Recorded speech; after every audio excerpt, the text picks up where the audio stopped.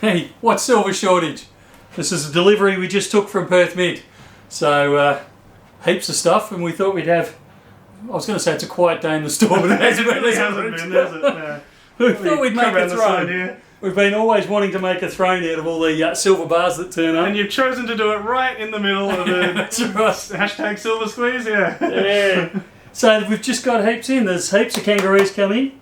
These are 50, no they're not, these are 100 ounce bars. And we've got somewhere under here, under my butt. And under the back there, I think we've got some kilos hiding away, which I've seen a few comments about. So, yeah. So we've got heaps of silver in. Won't last long. In fact, some of this has already been sold out. I think some of the 100 ounces are gone. We might have a couple still remaining, but I think some of those. But so we're still trading. We're still getting deliveries. Yeah, look. In all honesty, silver's getting tight. Ordering it from the refineries, but we're still getting plenty in. So stay tuned to the website. We'll keep you updated there. Stay tuned to YouTube. Like, share, subscribe, all those good things. And you'll see what else we've got in store and what other stupid things we're doing with it. Alright, that's it for now. We'll talk again soon. See ya.